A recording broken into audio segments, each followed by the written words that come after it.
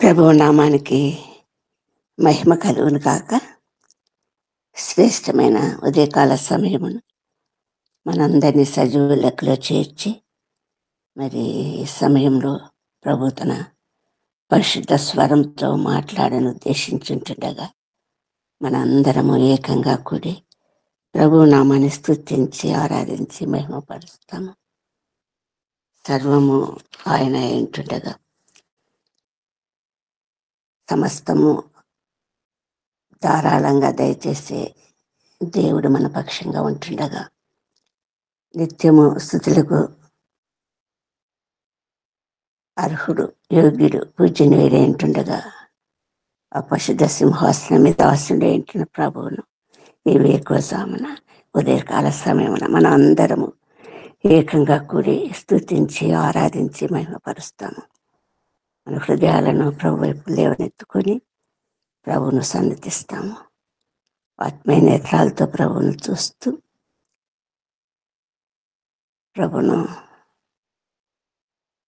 విశ్వసనీయుడైన ప్రభువును స్తుతించి ఆరాధిస్తాము. శుద్ధి శుద్ధి శుద్ధి సర్వశక్త ప్రభు ప్రాతకాల స్తుతిని చెల్లింతుము.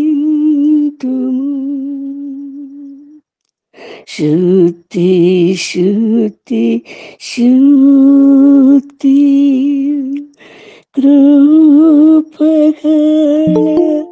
దేవా ముక్కురై యుండు దైవ త్రికుడా. ఏ బండ నుండి చెక్కబడితిమి, ఏ గుంట నుండి తీయబడితిమి, జిగటగల దొంగ ఊబిలో నుండి మనలో లేవనెత్తి జారే పాదములను బండ మీద నిలిపిన ప్రభు, ఆ ఆధిక్యత మనకు అనుగ్రహించిన ప్రభువు, ఒక శ్రేష్టమైన స్థితిలోనికి నడిపించిన ప్రభు, ఆ ప్రభువుని ఎల్లప్పుడూ ఆరాధించి మహిమపరచగలిగినటువంటి ధన్యత మనకు కలగాలి. ఘోర పాపినైన నేను దూరంగా పరిపోగా, ఘోర పాపినైన నేను దూరంగా పరిపోగా, నీ ప్రేమతో నన్ను క్షమించి నన్ను హత్తుకున్నావయ్యా. నీ ప్రేమతో నన్ను క్షమించి నేను హత్తుకున్నావయ్యా. ఎంత మంచి దేవుడవేసయ్యా, ఎంత మంచి దేవుడవేసయ్యా. చింతలన్నీ తీరేనయ్య నిన్ను చేరేగా, ఎంత మంచి దేవుడవేసయ్యా. చింతలన్నీ తీరేనయ్య నిన్ను చేరేగా, ఎంత మంచి దేవుడవేసయ్యా. ఏ యోగ్యత లేని మనలందరినీ ప్రేమించి మంచి మంచి గొప్ప కార్యములు మన ఎట్లా జరిగిస్తూ కాచి కాపాడుతూ ప్రభువు నిత్యము ఒక శ్రేష్టమైన స్థితిలోనికి మనల్ని ఉన్నత స్థితిలోనికి నడిపించాలన్నటువంటి ప్రభువును ఎప్పుడు స్తుతించి ఆరాధించవరమై ఉండవాలి. మనం ఆయన కార్యములు మన యోగ్యతను బట్టి చేయటం లేదు, కానీ కేవలము లోకాన్ని ఎంతో ప్రేమించినటువంటి ప్రభు ఏంటున్నందున మనం ఎట్లా జరిగిస్తుంటున్నా ప్రభువుకు ఎల్లప్పుడూ కృతజ్ఞత కలిగిన వారమై జీవించవలసినటువంటి ఆవశ్యకత మనందరికీ ఉంది. నీ శక్తి కార్యముల్ తలచి తలచి ఉల్లము పొంగేనయ్యా. నీ శక్తి కార్యముల్ తలచి తలచి ఉల్లము పొంగేనయ్యా. మంచివాడ మంచి చేయువాడా, స్తోత్రం స్తోత్రమయ్యా. అందరం ఏకంగా స్తుతిస్తాం ప్రభును. మంచివాడా మంచి చేయువాడా, స్తోత్రం స్తోత్రమయ్యా. మంచివాడా మహోన్నతుడా మహోన్నతుడా, ఆరాధనా ఆరాధనా. మంచివాడా మహోన్నతుడా, ఆరాధనా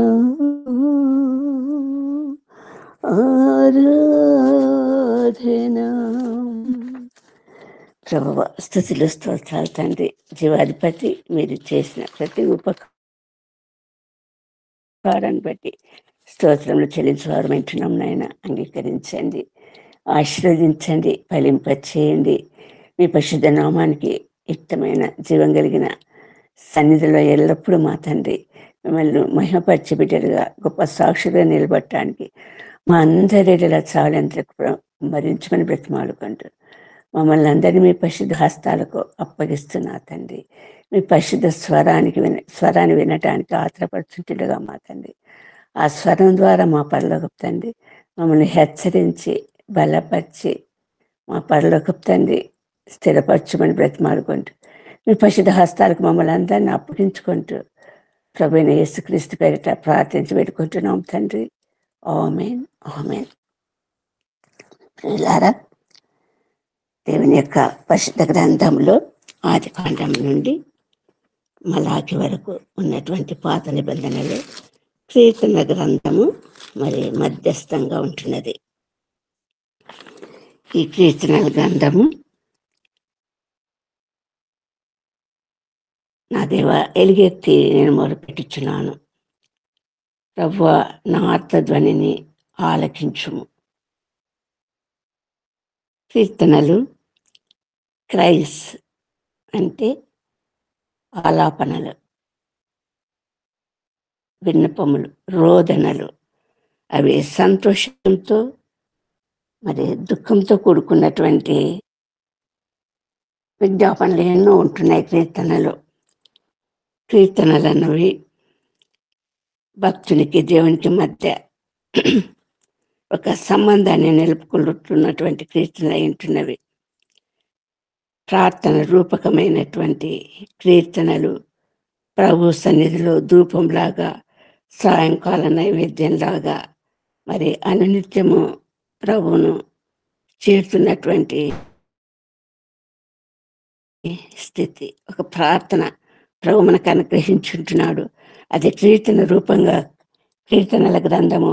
పరిశుద్ధుడు దేవునిచే ఆత్మచేత నింపబడిన వారు దావీదు, ఆసాపు, కోర కుమారులు, మోషే, ఇలాగూ అనేకుల చేత రాయబడిన కీర్తనల గ్రంథము మనం చూస్తుంటున్నాము. ఈ కీర్తన గ్రంథము వలన, కీర్తనల ద్వారా మనము బాధతో, బరువుతో, నిస్సహాయ స్థితితో, మరి దుఃఖము, ఆవేదన, సంతోషము పొంగుకొచ్చినప్పుడు కృతజ్ఞతతో రచింపబడిన కీర్తనలు మనం చూస్తుంటున్నాము. మనము కూడా ఆ బాధతో, బరువుతో, నిస్సహాయ స్థితిలో, ఒక ఎమోషన్, ఒక మూడ్లో ప్రభును మరి ఆయన పాదాలను ఆశ్రయించి ఊరట పొందేటానికి ఈ కీర్తనలు మన జీవితంలో ఎంతో శక్తిని, బలాన్ని, ఉత్తేజాన్ని నింపగలిగే కీర్తనలు మరి ఎన్నో ఉంటున్నాయి. ఈ కీర్తనల ద్వారా మనము బలము పొందేటటువంటి, ఊరట పొందేటటువంటి అనేక ఆలాపనలు, విజ్ఞాపనలు, స్తుతులు, స్తోత్రాలు ఈ కీర్తన గ్రంథంలో ఉంటున్నాయి. ఈ కీర్తనల గ్రంథంలో ధారాళంగా లోకాన్ని ఎంతో ప్రేమించినటువంటి ప్రభువు ధారాళంగా మరి కేవలం ఉచితంగా సమృద్ధిగా దయచేసినటువంటి 3 అంశాలు: గాలి, నీరు, వెలుతురు. ఇవి ఉచితంగా నీతిమంతుల మీద, అనీతిమంతుల మీద ప్రభువు సమానంగా వర్షం కురిపించే ప్రభువు అయి ఉంటున్నాడు.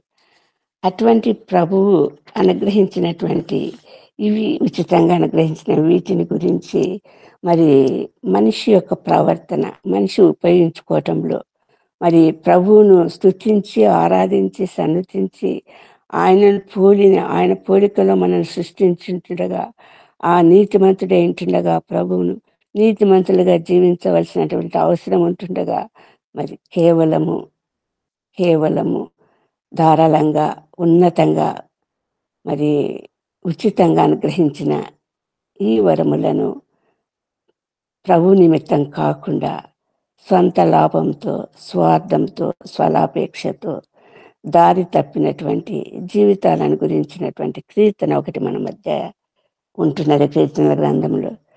ఈ కీర్తన ఏదై ఉంటుందా అన్న ఆలోచన మీలో ఎవరెవరికి ఏ కీర్తన గుర్తొచ్చిందో నాకైతే తెలియదు. కానీ మనము ఇప్పుడు కీర్తన గ్రంథము మొదటి అధ్యాయం ద్వారా చూస్తాము. ఈ కీర్తనలో మనకు కనిపిస్తున్నటువంటి దుష్టులు, దుర్మార్గులు, సన్మార్గులు, మంచి చెడి, నీతిమంతులు, అనీతిమంతులు, కీడు మేలు, సజ్జనులు, దుర్జనులు, 2 తెగలుగా ఈ కీర్తనలో మనం ముందుంచబడి ఉంటున్నవి.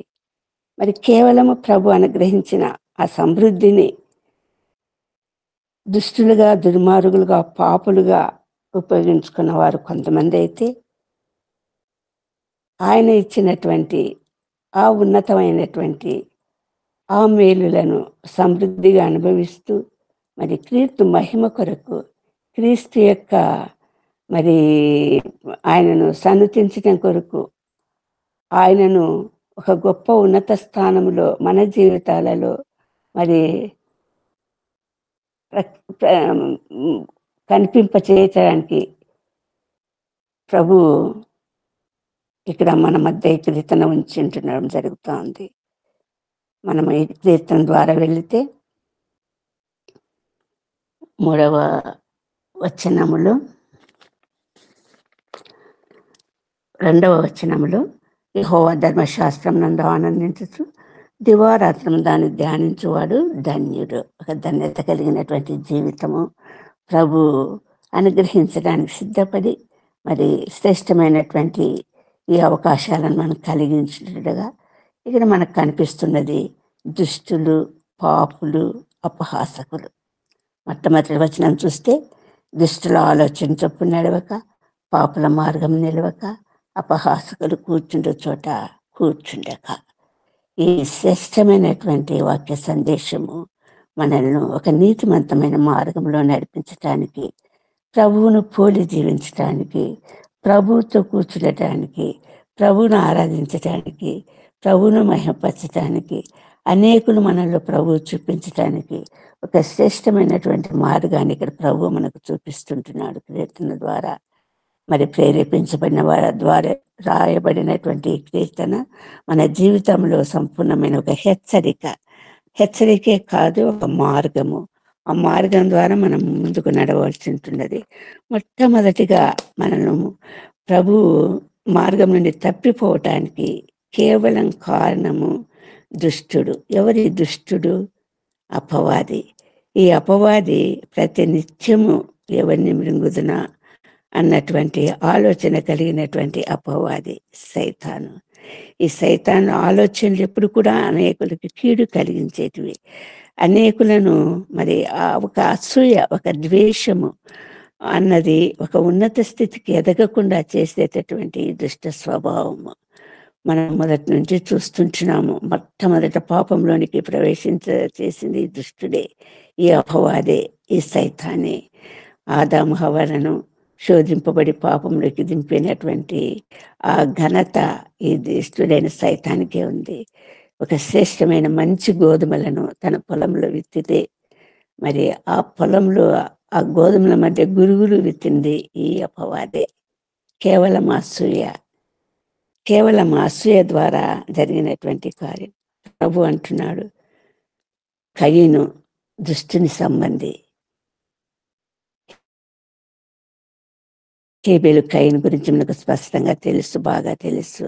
దుష్టుని సంబంధి. ఇది 1 యోహాను 3వ అధ్యాయంలో రాయబడి ఉంటున్నది. 5వ అధ్యాయంలో రాయింటుంది. దుష్టుని సంబంధులు ఎప్పుడు కూడా చెరుపు చేసేవారుగా ఉంటున్నారు. పాపులు కూడా మరి ఎప్పుడు కీడు చేసేవారుగా ఉంటున్నారు. ఈ పాపులను గురించినటువంటి ఒక వచనం, ఒక వాక్యం ద్వారా మనం వెళ్దామండి. సామెతల గ్రంథము 1వ అధ్యాయము 10వ వచనం నుండి చదువుకుందాము. సామెతలు 1వ అధ్యాయము 10వ వచనం నుండి చదువుకుందాము.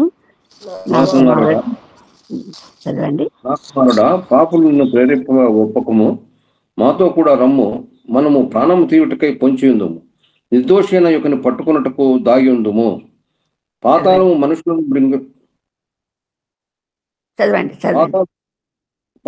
మనుషులను మృంగివేయినట్లు వారిని జీవముతోనే మృంగివేయదము. సమాధిలోనికి దిగువారు మృంగబడినట్లు వారు పూర్ణ బలముతో ఉండగా మనము వారిని మింగివేయదము రమ్ము అని వారు చెప్పునప్పుడు ఒప్పకము. పలు విధములైన మంచి సొత్తులు మనకు దొరుకును, మన ఇండ్లను దోపుడు సొమ్ముతో నింపుకొందుము. నీవు మాతో పాలివాడే ఉండుము, మనకందరికీ సంచి ఒకటే ఉండును అని వారు నీతో చెప్పుదురు. నా కుమారుడా, నీవు వారి మార్గమున పోకుము, వారి త్రోవలందు నడవకుండా నీ పాదము వెనుకకు తీసుకొనుము. కీడు చేయుటకై వారి పాదములు పరుగులెత్తును, నరహత్య చేయుటకై వారు త్వరపడుచుందురు. చాలండి. ఒక పాపి అన్నవాడు ఎప్పుడు కూడా ఇతరులను మరి పాప మార్గంలో నడిపించడానికి ఎంత దుష్ట స్వభావము. ఆ ఆలోచనలు చూడండి, ఆ దుర్మార్గపు ఆలోచనలు చూడండి. మరి ఒక మనిషిని మృంగివేయాలని, మరి ఒక పాప కోపంలో దింపివేయాలని, ముంచివేయాలని, అనేకమైన కీడు తలపెట్టాలని, మరి అందరినీ కూడా మరి పాప మార్గంలో నడిపించాలని చూస్తుంటున్నటువంటి విషయంలో సామెతల గ్రంథంలో సొలొమోను వ్రాసినటువంటి వాక్యంలో, నా కుమారుడా, నీవు వారి మార్గమున పోకుము, వారి త్రోవలందు నడవకుండా పడవకుము, నీ పాదములు వెనుకకు తీసుకొనుము. అవి ఎల్లప్పుడూ మనము శోధించేటివై ఉంటున్నది. పాపులు చేసే ప్రతి ఆలోచన మనల్ని శోధించేటటువంటి ఉంటుంది. ఈ దుష్టత్వం అన్నది, ఈ పాపం అన్నది మరి మనల్ని ఎల్లప్పుడూ తప్పు మార్గంలో నడిపించేదే ఉంటున్నది. అంతేకాకుండా ఇక్కడ ఇంకొక మాట వాడబడింది, అపహాసకులు కూర్చుండే చోట కూర్చుండక, వారు కూర్చుండే స్థలంలో మనం కూర్చుండరాదు అంటున్నాడు. ఎవరి అపహాసకులు? గేలి చేసేవారు, ఇతరులను వేలెత్తి చూపేవారు, వారి యొక్క బలహీనతను ఎత్తి చూపుతూ అపహసించేవారు. మరి ఆ అపహాసంలో వారు సంతోషించి ఆనందించి మరి అనేక ఇబ్బందులకు గురి చేసేవారు ఈ అపహాసకులు. ఎక్కడ కనపడతారు మనకు? వీరు ఎక్కడో కల్వర్టు మీదను, మరి లేకపోతే ఏ పిట్టగోడల మీదను దారిన పోయే వారిని ఏలి చేసేదానికి అనుకూలంగా ఉండే స్థలాన్ని ఎన్నుకొని అక్కడ అనేక మాటలతో మరి బాధించేవారు అపహాసకులు. ఈ అపహాసకులు కూర్చుండే చోట మనము కూర్చుండరాదన్నది సామెతల గ్రంథము మరి సామెతల గ్రంథంలో మనకు స్పష్టంగా తెలియజేయబడుతుంది. 1వ అధ్యాయం 22వ వచనంలో ఉంది. ఒకసారి చూడండి, సామెతలు 1వ అధ్యాయం 22వ వచనము. ఎట్లనగా జ్ఞానం లేని వారులారా, మీరెన్నాళ్ళు జ్ఞానం లేని వారుగా ఉండకూడదురు. అపహాసకులారా, మీరెన్నాళ్ళు అపహాస్యము చేయుచు ఆనందింతురు. బుద్ధిహీనులారా, మీరెన్నాళ్ళు జ్ఞానమును అసహించుకుందురు. నా గద్దెంపు విను తిరుగుడి, చాలండి. మరి అపహాసకుల గురించి హెచ్చరిక మనం చూస్తుంటున్నాము. అటువంటి అపహాసకులు కూర్చున్న చోట మనము కూర్చుండరాదు అన్నది. మరి మనం ఏం చేయాలి? ఇటువంటి మార్గంలో నడవకుండా మనం ఏం చేయాలి అన్నటువంటి ఆదేశాన్ని చూస్తే, యెహోవా ధర్మశాస్త్రమునందు ఆనందించుచు దివారాత్రము దానిని ధ్యానించువాడు ధన్యుడు. మరి కలిగే లాభం ఏంటంటే, అతడు నీటి కాలువల యోరను నాటబడినదై ఆకువాడక తన కాలమందు ఫలమిచ్చు చెట్టు వలె ఉంటును. ఈ యెహోవా ధర్మశాస్త్రము కన్నులకు వెలుగిచ్చే ధర్మశాస్త్రము. ఈ వెలుగు మరి దేవుడు వెలుగై ఉంటున్నాడు. ఆ వెలుగు మరి సమస్తము యొక్క అంధకారాన్ని తొలగించేటటువంటి వెలుగు. ఈ వెలుగు, ఈ ధర్మశాస్త్రము అన్నది మరి మనల్ని ఒక పరిశుద్ధమైనటువంటి జీవం కలిగినటువంటి మార్గంలో ముందుకు నడిపించేటటువంటి వెలుగు ఇది దేవుని వాక్యము, దేవుని యొక్క ఆజ్ఞ, దేవుని యొక్క కట్టడలు, దేవుని యొక్క ఆదేశాలు అయి ఉంటుండగా, ఈ ఆదేశాలు, ఈ కట్టడలను మనం నిరంతరము నిత్యము ధ్యానిస్తూ అందులో ఆనందించటం వలన, మరి దివారాత్రము దానిని ధ్యానించటం వలన ఈ వ్యర్థమైన దుష్టులలో, పాపులతో, అపహాసకుడితో నీ చేయి కలపకుండా, వారి ఆలోచన చొప్పున నడవకుండా దేవుని మహిమార్థం సాక్షాత్తం జీవించాలంటే దేవుని యొక్క పరిశుద్ధమైనటువంటి వెలుగులో ముందుకు నడవగలగాలి. ఆ వెలుగును అనుసరించేటప్పుడు తప్ప మనకు మరి ఈ దుష్టు నుండి, దుర్మార్గం నుండి తప్పించుకునేటటువంటి మరి మార్గం ఇంకే మార్గము లేదు. అటువంటి వారిని ధ్యానించేవాడు ధన్యుడు అంటాడు. ఈ ధర్మశాస్త్రం అనేది మరి ఎప్పుడు వచ్చిందంటే, దేవుని యొక్క వాక్కు, దేవుని యొక్క మాట, ఆదాముతో మాట్లాడిన దేవుడు, కయీనుతో మాట్లాడిన దేవుడు, నోవహుతో మాట్లాడిన దేవుడు, మరి ఇశ్రాయేలును మరి వారి మొర, వారి ప్రార్థన విని మోషేను పంపించి నడిపించి విడిపించి చేసినటువంటి సమయంలో సీనాయి పర్వతం మీద, పరిశుద్ధ పర్వతం మీద దేవుడి ధర్మశాస్త్రాన్ని అనుగ్రహించుంటున్నాడు. ఆ మాటలు, ఆజ్ఞలు, ఆ కట్టడలు, ఆ నియమాలు, ఆ నిష్టలు సంపూర్ణంగా దేవుని అనుసరించే మార్గం ఏంటుండగా మనకు 119వ కీర్తనలో ఇది విస్తారంగా ఈ ధర్మశాస్త్రాన్ని గురించి వ్రాయబడినటువంటి విస్తారమైనటువంటి మాటలు మనకు కనిపిస్తుంటున్నాయి. ధర్మశాస్త్రము, లా ఆఫ్ ద లార్డ్, మరి సినాయి కొండ మీద ఇచ్చినటువంటి ధర్మశాస్త్రము, మరి సినాయి పర్వతము మోషే ద్వారా ధర్మశాస్త్రం ఇవ్వబడితే, కృపయు సత్యమును యేసుక్రీస్తు ద్వారా మనకు ఇవ్వబడినటువంటి వాక్యము మనకు కనిపిస్తూ ఉంటున్నది. దేవుని యొక్క వాక్యము అన్నది మరి సర్వత్రా మనకు జ్ఞానం కలిగించినదిగా, పరిశుద్ధత, పరిపూర్ణత కలిగించినదిగా ఉంటుండగా, మనము కీర్తనలు 119వ అధ్యాయము 14వ వచనము, 97వ వచనము, 113, 118 శ్రేష్టమైనటువంటి అనుభవాలను పంచుకున్నటువంటి వర్షం చూస్తామని. 119వ అధ్యాయంలో 97వ వచనం చూస్తే, నీ ధర్మశాస్త్రం నాకు ఎంతో ప్రియంగా ఉన్నది, దినమెల్లా నేను ధ్యానించుచుంటున్నాను అంటున్నాడు. 118వ వచనం చూస్తే, దుర్మనస్కులని నేను ద్వేషించుతున్నాను, నీ ధర్మశాస్త్రము నాకు ప్రీతికరము, నాకు మరుగుచోటు, నా కేడము నీవే అంటున్నాడు. మరి నీ వాక్యము నా పాదాలకు దీపము, నా త్రోవకు వెలుగునే అంటున్నది. ఇలాంటి అనేకమైనటువంటి శ్రేష్టమైనటువంటి సందేశము ధర్మశాస్త్రం గురించి మనకు ఇవ్వబడి ఉంటున్నది. ఈ వెలుగులో ఈ ధర్మశాస్త్రం అంటే దేవుని యొక్క వాక్యము మన పాదాలకు దీపమై ఉంటుండగా, ఆ వెలుగులో మనం ముందుకు నడచడం ద్వారా ప్రభువు మనకిచ్చేటటువంటి ఆధిక్యత ఏంటంటే, అతడు నీటి కాలువల యోరను నాటబడినది, ఆకువాడక తన కాలమందు ఫలమిచ్చు చెట్టు వలె ఉంటున్నాడు. నీరు, వెలుగు, నీరు. ఈ ఆకువాడక తన కాలమందు ఫలమిచ్చు చెట్టుకు ఏది అవసరము? జీవం కలిగిన ప్రభు మరి సృష్టిలో అత్యధికమైనటువంటి శాతము వృక్ష సంపద ఉంటుండగా, ఈ వృక్ష సంపద అన్నది మరి శ్రేష్టమైనటువంటి మానవునికి ధారాళంగా శ్రేష్టమైనటువంటి గాలిని దయచేసేటటువంటి, వాయువును దయచేసేటటువంటి ఒక సాధనంగా ఈ వృక్షాలు ఉంటున్నాయి. మనందరికీ తెలిసినటువంటి సత్యం ఏంటంటే, మనందరికీ కావాల్సింది కేవలము భూమి మీద ఉన్నటువంటి సమస్త జీవకోటికి కావాల్సినది ఆక్సిజన్ కావాలి. ఈ ఆక్సిజన్ అన్నది మరి ప్రాణాధారమై ఉంటుండగా శరీరానికి లభ్యం కానప్పుడు మరి ఆ రోగిని ఐసీయూలో ఉంచటం మనం చూస్తుంటున్నాము. అక్కడ వెంటిలేషన్ మీద ఉంచారంటాము. ఆ వెంటిలేషన్ అంటే ఆక్సిజన్ సప్లై లేకపోతే మన జీవిత విధానము మరి ప్రమాదంలో పడిపోతా ఆవశ్యకత ఉంది.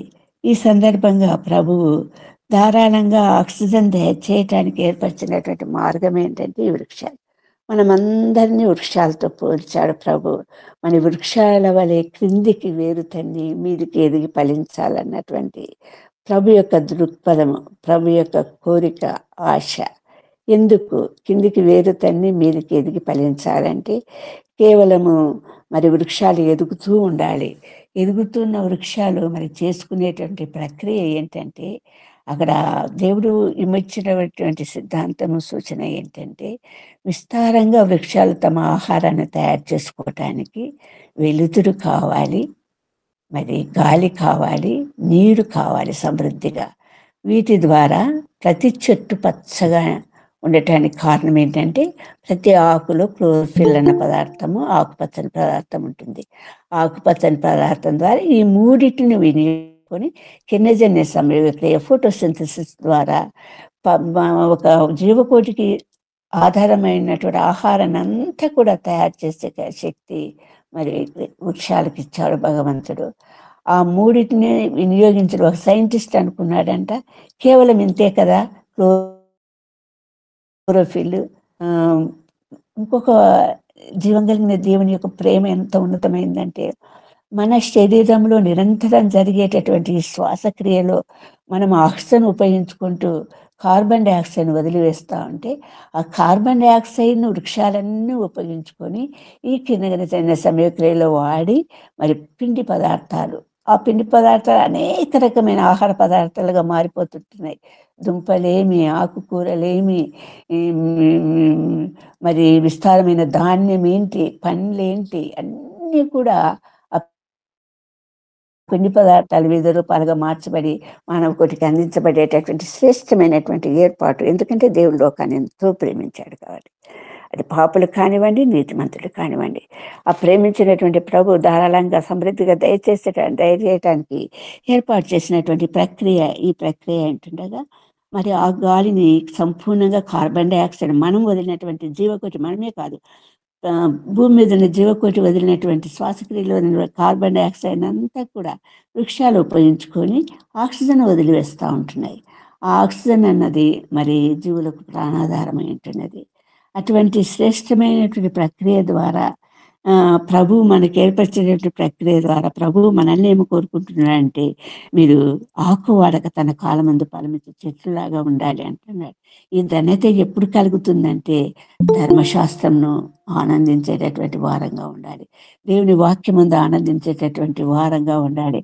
ఆ వాక్యం ద్వారా మనం స్థిరపరచబడేటటువంటి వారంగా ఉండాలి అన్నటువంటి మరి ముఖ్యమైనటువంటి ఉద్దేశం కలిగినటువంటి ప్రభు మరి ఈ ధన్యత మనకు కలిగచేస్తూ, వెళ్ళొద్దండి దుష్టుల మార్గంలో వెళ్ళొద్దండి, పాపల మార్గంలో నిలవద్దండి, అపహాసకులకు కూర్చుండవద్దండి. ఏ నిమిషము, ఏ క్షణము, ఏ పరిస్థితిలోనైనా వీడవబడేటటువంటి అపవాది నీ వద్ద ఉంటుండగా జాగ్రత్త సుమ్మి అన్నటువంటి హెచ్చరిక ఇక్కడ మనకు కనపరుస్తుంటుంది. ఇక్కడ కిందికి వేరుతన్ని మీదికి ఎదిగి ఫలించటంలో దేవుని యొక్క ఉద్దేశం ఏంటంటే, వేరుకున్నటువంటి స్వభావం ఏంటంటే అది చుచ్చుకొని పోతూనే ఉంటుంది, వేరుకొన భాగం పెరుగుతూనే ఉంటుంది. ఎక్కడ నీరు దొరికితే అక్కడ, భూమి లోపలి పొరల్లో నీరు ఏ భాగంలో ఉంటుందో ఆ భాగాన్ని వెతుక్కుంటూ వేరుకొన భాగం పెరుగుతూ వస్తుందండి. ఆ బండరాళ్ళు అడ్డు వచ్చినప్పుడు దాని ప్రక్క నుండి తన మార్గాన్ని తిప్పుకుంటుందండి. ఆ ప్రక్క నుండి మార్గాన్ని తిప్పుకొని నీరున్న చోటును మాత్రమే వెతుకుతూ పోయేటటువంటి శ్రేష్టమైనటువంటి లక్షణాన్ని వేరు భాగానికి ఇచ్చాడు ప్రభు. మరి మీ కిందికి వేరుతన్ని మీదికి ఎదిగి ఫలించేటటువంటి వృక్షము పెరుగుతూనే ఉంటుందండి, పైకే పెరుగుతుంటుంది. ఒక వృక్షం అన్నది దానికి వెలుతురు లేకపోతే మీరు గమనించారో లేదో చీకటి ప్రాంతాలలో మొక్కలు పెరగవు. ఒకవేళ ఆ మొక్క చీకటిని మరి సంధించాల్సిన అవసరం అయితే వంగి వంగి వెలుతురున్న వైపుకే పెరుగుతుంది. కానీ బాగా అబ్జర్వ్ చేస్తే ఖచ్చితంగా మనకి ఇది స్పష్టమవుతుంది. మా ఇంట్లో కూడా ఒక అంజరపు చెట్టును ఉంది. అంజరపు చెట్టు కాదు, బొప్పాయి చెట్టు ఉంది. అది వంగుతా ఉంది. ఎందుకంటే దానికి గోడ అడ్డం వస్తూ ఉంది, వంగి పెరుగుతూ ఉంది. అది ప్రక్రియ, దేవుడు ఏర్పరిచినటువంటి ప్రక్రియ. మరి మనలందరినీ కిందికి వేరుతన్ని మీదికి, ఎందుకంటే పైనున్న వాటిని వెతకాలి. ఇంకొకటి వృక్షాలకు ఇచ్చినటువంటి శ్రేష్టమైనటువంటి ఆశీర్వాదం ఏంటంటే జీవించినంత కాలం పెరుగుతూనే ఉంటాయి. మనల్ని జీవించినంత కాలం పెరిగేటటువంటి వారుగా ఉండాలని ప్రభు మనల్ని ఉద్దేశిస్తుంటున్నాడు. తర్వాత జీవించినంత కాలం ఫలిస్తూనే ఉంటాయి. అరకొర ఫలితం ప్రభు ఆశించటం లేదు. సమృద్ధి అయిన ఫలాలు ఇవ్వాలని ప్రభు మనం కోరుకుంటున్నాడు. అందుకే యోహాను ద్వారా పంపిన హెచ్చరిక మనం జ్ఞాపకం చేసుకోవాలి. ఇదిగో గొడ్డలి చెట్టు వేరున ఉంచబడి ఉన్నది, అది ఏ పరిస్థితులని నరకబడటానికి సిద్ధంగా ఉంటున్నది. నువ్వు ఫలించవా? నువ్వు ఫలించలేవా? ఆ ప్రయత్నంలో నువ్వు ఉండవా? నేను వేరుతో సహా పెకిలిస్తాడు, నరికి వేస్తాడు. ఒకసారి వేరు నరికి వేయబడిందంటే ఇంకా ఆ మొక్క పెరగటానికి అవకాశమే లేదండి. అందుకే డైరెక్ట్గా గొడ్డలి చెట్టు వేరున ఉంచబడిందని ప్రభు ఆదేశిస్తుంటున్నాడు యోహాను ద్వారా. మరి మనకు తెలియజేస్తున్నటువంటి సత్యము ఈ ప్రక్రియ ద్వారా మరి చెట్లలాగా మనం ఫలించాలి. నిన్న నేను ఒక సాక్షి పేపర్లో ఒక విషయం చూశానండి.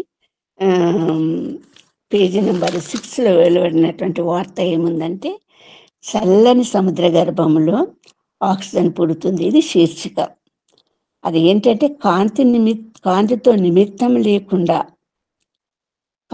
నిమిత్తం లేకుండానే ఆక్సిజన్ పుడుతుంది అన్నటువంటి ఒక పెద్ద చాలా గొప్ప శీర్షిక రాయబడిందండి. కావాలంటే మీరు చూడండి నిన్నటి పేపర్లో. కాంతితో నిమిత్తం లేకుండానే ఆక్సిజన్ పుట్టడము మరి శాస్త్రజ్ఞులు కనుక్కుంటున్నారంట. ఎంత శాస్త్రజ్ఞులు కనుక్కున్నా కూడా ఈ కాంతితో నిమిత్తం లేక ఆక్సిజన్ పుట్టొచ్చేమో, కానీ ఫోటోసింథసిస్ మాత్రము దేవుడు ఏర్పరిచినటువంటి ప్రక్రియ, అక్షణ సంయోగ క్రియ అన్నది మరి ప్రభువు ఏర్పరిచినటువంటి కార్బన్ డైఆక్సైడ్ ద్వారా ఒక వ్యక్త పదార్థంగా విసర్జింపబడే కార్బన్ డైఆక్సైడ్ ద్వారా మాత్రమే ఫోటోసింథసిస్ జరుగుతుంది. ఇంకొక విషయము, ఏది లోపించినా జరగదండి. వెలుతురు లోపించినా జరగదు, నీరు లోపించినా జరగదు, మరి కార్బన్ డైఆక్సైడ్ లోపించినా జరగదు, పత్రహరితం లోపించినా జరగదు. ఇవన్నీ ఉంటే తప్ప కిరణజన్య సంయోగ లేదు. ఇంతే కదా అనుకున్నాడు. మరి తన ప్రయత్నం కొనసాగించాడు. పిండి పదార్థాలు, మొక్కలు తయారు చేసి పిండి పదార్థాలు తయారు చేయడానికి సర్వ విధాల సాయశక్తుల పోరాడినా కూడా ఆయన ఫెయిల్యూర్ అయిపోయినటువంటి విషయము మరి మనం తెలుసుకోవాలి. కాబట్టి ప్రభువు ఏర్పరిచినటువంటివి ధారాళంగా దయచేసినటువంటి విషయం ఇవి. మరి ఇక్కడ ఇంకొక మన దేవుడు బయలుపరుస్తున్నటువంటి విషయం ఏంటంటే, అలాంటి జీవితంలో నువ్వు ముందుకు సాగలేకపోతే ఫలించలేకపోతే చెట్టులాగా దేవుడు ధారాళంగా మరి కేవలము మరి దాన్ని ఏమంటాం మనము కేవలం ఉచితంగా అనుగ్రహించేటటువంటి ఈ శ్రేష్టమైనటువంటి ఈ అంశాలు మనం ఉపయోగించుకోలేకపోతే మరి ఏమవుతుందండి? ఆ వెలుగులో నడవలేకపోతే, ఆ జీవజలము మన కడుపులో నుండి కాలువలుగా ప్రవహించలేకపోతే, ఆ స్వచ్ఛమైనటువంటి ఆక్సిజన్ మనము పీల్చుకోలేకపోతే, ఉపయోగించుకోలేకపోతే సజీవులుగా మిగలము. మనం నిర్జీవులమవుతాము, నిష్ఫలులమవుతాము, చచ్చిన వారితో సమానమవుతాము. అందుకే ఇక్కడ అంటున్నాడు ప్రభు 4వ వచనంలో, దుష్టులు అలాగునుండక గాలి చెదరగొట్టు పొట్టు అలే నుందురు. ఒక దుష్టుడు అన్నవాడు, మరి ఒక నీతిమంతుడు అన్నవాడు కిందికి వేరు తన్ని మీదికి ఎదిగి ఫలించేటటువంటి ఒక ఆశీర్వాదం పొందగలిగితే దుష్టుడు అన్నవాడు పొందేది అటువంటి విషయం చూద్దామండి. ఇర్మియా గ్రంథం 17వ అధ్యాయము 5వ వచనము త్వరగా చదవండి. ఇర్మియా గ్రంథము 17వ అధ్యాయము 5వ వచనము.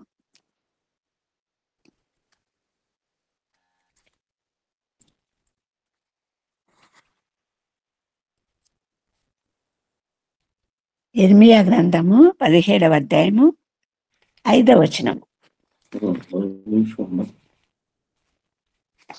యెహోవా ఇలాగ సెలవిచ్చున్నాడు, నరులను ఆశ్రయించి శరీరులను తన అంధకారముగా చేసుకొంచు తమ హృదయమును చదవండి. వాడు ఎడారిలోని ఆరుహ వృక్షం వలె ఉండును. మేలు వచ్చినప్పుడు అది వానికి కనబడదు. వాడు అడవిలో కాలిన నేల యందును నిర్జనమైన చవిటి భూమి యందును నివసించును. చాలండి. యెహోవాను నమ్ముకున్న వారి గురించి రాయబడింది. ఇర్మియాలో ఏమంటున్నాడంటే వాడు అరోహ వృక్షం వలె ఉండును. అరోహ వృక్షం అంటే అది కూడా ఎడారిలో ఇంత ప్రభు ఉచితంగా ధారాళంగా దయచేసి ఇన్ని వనరులు ప్రభు మనకు అనుగ్రహిస్తే వాడు ఎలా ఉంటాడంట, దుష్టుడు ఎలా ఉంటాడంట. మరి ఆ ఎడారిలోని అరోహ వృక్షంలో అంటే అరోహ వృక్షం అంటే నథింగ్ బట్ ఒక పొద అండి. ఈ పొద పైకి ఎదిగి ఫలించలేదు, పెరగలేదు. ఇది కిందికి వేరు తన్ని ముందుకు సాగలేదు. ఎందుకంటే ఇది చిన్న పొదలాగా అడ్డంగా విస్తరిస్తుంది కానీ నిలువుగా విస్తరించలేదు. అటువంటి పొదలాంటి జీవితం దృష్టిలోకి ఉంటుంది అన్నటువంటి వాస్తవం యెహెజ్కేలు గ్రంథంలో కూడా, ప్రకటన గ్రంథంలో కూడా ఒక విస్తారంగా మొక్క ఎదగాలంటే కావలసినటువంటి నీటిని గురించినటువంటి వివరణ మనకు కనిపిస్తూ ఉంది. ప్రకటన గ్రంథంలో 22వ అధ్యాయం 1వ వచనంలో మరి ప్రభువు సింహాసనం నుండి జీవజలము నది ప్రవహిస్తున్నటువంటి విషయం రాయబడింది. మరి ఇటువంటి శ్రేష్టమైనటువంటి అంశాలు ప్రభు అనకూర్చుంటుండగా మూర్ఖులుగా, దుష్టులుగా, దుర్మార్గులుగా మరి ప్రభువుకు విరుద్ధంగా తమ జీవితాలను కొనసాగించే వారిని మనం ఈ మొదటి క్రీస్తులో మనం చూస్తుంటున్నామండి. వారు గాలికి ఎగరగొట్టు పొట్టు వలె ఉందరు. గాలిలో ఉన్నటువంటి ఆక్సిజన్ సమృద్ధిగా ఉపయోగించుకొని చక్కటి ఫలితాలు ఫలించాల్సిన వృక్షాలు వదిలివేయబడిన ఆక్సిజన్ మనము వినియోగించుకుంటూ సంపూర్ణంగా ప్రభువులో జీవించగలిగినట్టు వారం కాకుండా గాలికి ఎగరగొట్టు పొట్టు వలె ఉంటారు మీరు అంటున్నాడు. పొట్టు దాని స్థానం దాన్ని ఎరగదండి. ఇంత శ్రేష్టమైన జీవితం ప్రభువు మనకు అనుగ్రహించినప్పుడు మరి కీర్తనల గ్రంథము 35వ అధ్యాయం 5వ వచనం ఒకసారి చూద్దాము. కీర్తనల గ్రంథము 35వ అధ్యాయము 5వ వచనం. త్వరగా టైం లేదు మనకు. యెహోవా దూత వారిని పారదోలును గాక, వారు గాలి కొట్టుకొని పోవు పొట్టువలి నుందురు గాక. చాలు. మరి ఇది చాలా శ్రేష్టమైనటువంటి విషయము రాయబడింది. యోబు గ్రంథము 21వ అధ్యాయం చూడండి 15వ వచనము. యోబు గ్రంథము 21:15. మేము ఆయనను సేవించుటకు సర్వశక్తి గలవాడెవడు, మేము ఆయన గూర్చి ప్రార్థన చేయట చేత మాకేమి లాభము కలుగును అని వారు చెప్పుదురు. చదవండి. వారి క్షేమము వారి చేతిలో లేదు, భక్తిహీనుల యోచన నాకు దూరంగా ఉండను గాక. భక్తి శూన్యుల దీపము ఆర్పివేయబడుట అరుదు కదా, వారి మీదికి ఆపద వచ్చుట బహు అరుదు కదా. వారు తుఫాను ఎదుట కొట్టుకొని పోవు చెత్తవలెను, గాలి ఎగరగొట్టు పొట్టువలెను ఉండినట్లు ఆయన కోపపడి వారికి వేదనను నియమించుట అరుదు కదా. వారి పిల్లల మీద మోపుటకై దేవుడు వారి పాపమును దాచిపెట్టెనేమో అని మీరు చెప్పుచున్నారు. చేసిన వారు దానిని అనుభవించినట్లు ఆయన వారికే ప్రతిఫలమిచ్చును గాక.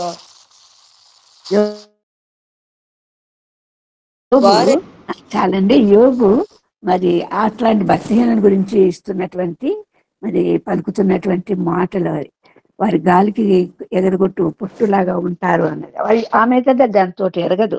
వారి ఉనికే వారికి తెలియకుండా పోతుంది. వారి యొక్క అస్థిరమైనటువంటి జీవితాలు మరి దేవునికి విరుద్ధమైనటువంటి జీవితాలు భూమి మీద వాటిని నిలవనీయకుండా చేసేటటువంటి జీవితాలుగా ఉంటున్నాయి. అందుకే మరి ఇక్కడ వ్రాయబడినటువంటి వాక్యములో 5వ వచనములో, కాబట్టి న్యాయ విమర్శలు దుష్టులను, నీతిమంతుల సభలో పాపులను నిలవరు. పాపుల స్థానం వేరు, నీతిమంతుల స్థానం వేరు. మరి 9వ కీర్తనలు 9, 7, 8 వచనాలు ఒకసారి చదువుకొని చూద్దామండి. కీర్తనలు 9, 7వ వచనంలో ఏం రాయబడింది? యెహోవా శాశ్వతంగా సింహాసనాడున్నాడు, న్యాయం తీర్చుటకు ఆయన తన సింహాసనం స్థాపించున్నాడు. యెహోవా నీతిని బట్టి లోకమునకు తీర్పు తీర్చును, యథార్థతను బట్టి ఆయన న్యాయము తీర్చును. ఇది నీతిమంతుల సభ. ఇందులో పాపులు నిలువరు. అలాగే 8వ వచనము, 9వ వచనము మరి ద్వారా మనం వెళ్తే 16వ వచనం ద్వారా వెళ్తే మనకు మరి పాపులను గురించి ఏం రాయబడిందో చూడండి. యెహోవా ప్రత్యక్షమైన తీర్పు తీర్చి ఉంటున్నాడు. దుష్టులు తాము చేసిన దాంట్లో చిక్కుకుని ఉన్నారు. దుష్టులను దేవుని మర్చు జనులగుదురు, పాతాళమునకు దిగిపోవుదురు. దరిద్రులు నిత్యము మరువబడరు. బాధించు వారి నిరీక్షణాస్పదము ఎన్నటికీ నశించును. ఇది తీర్పు, దుష్టులకు కలిగే తీర్పు, నీతిమంతులకు కలిగే తీర్పును గురించి ప్రభు రాస్తుంటున్నాడు. ఒక ఆఖరి వచనంగా, ఆఖరి భాగంగా మరి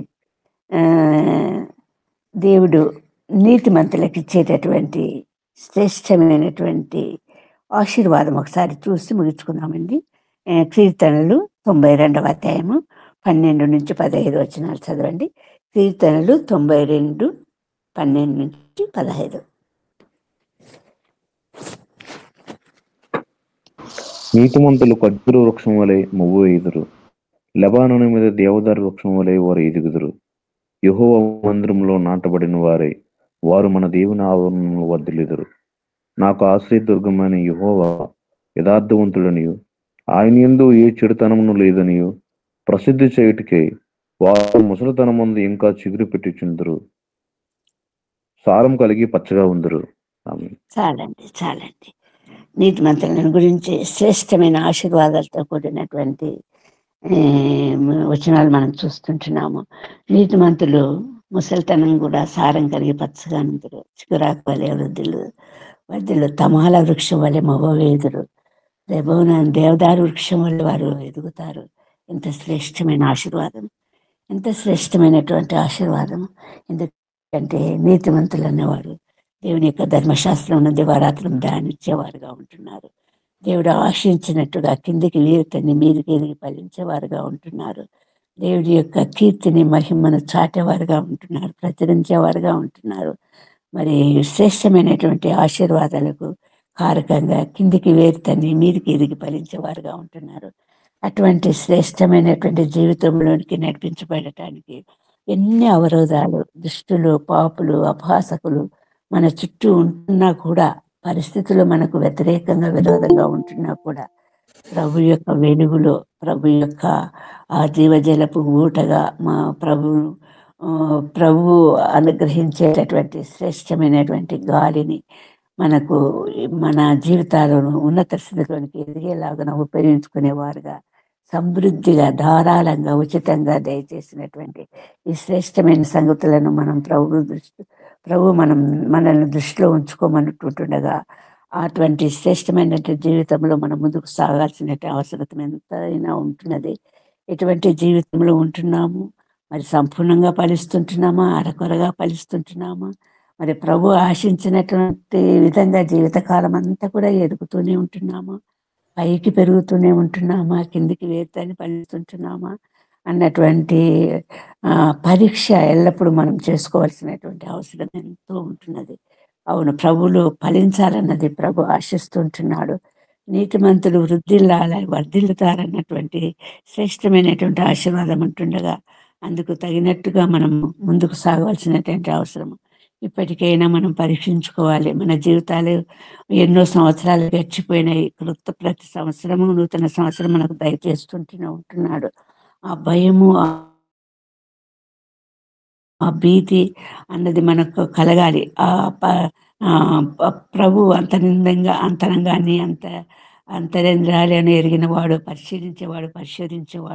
మనల్ని పరిశీలించే ప్రభుకు మనము శ్రేష్టమైనటువంటి సమాధానము ఇవ్వవలసినటువంటి స్థితిలోనికి మనం నడిపించబడాలి.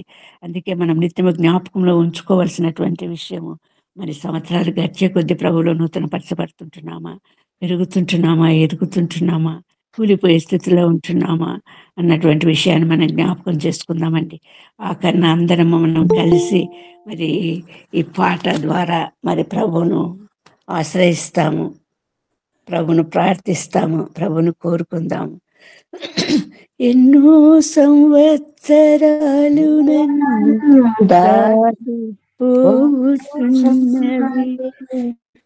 నా చెవున కలలని వెంబడించుచున్నవి, ఫలాలు లేని వృక్షము వలె ఎదిగిపోతిని, ఏనాడు కుదిరిపోదును ఎరుగకుంటిని, మరణ రోదన అలకించుము ప్రభు, మరల నన్ను నూతనముగా చిగురు వేయని,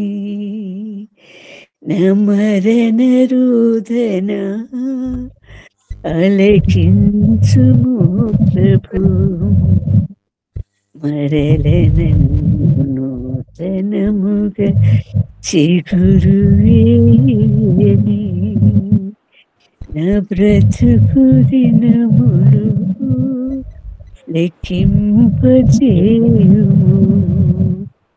దేవుని,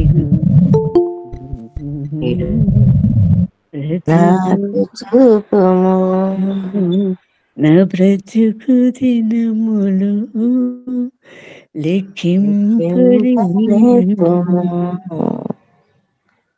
బ్రతుకు మార్చుకొందును సమయమునేమో.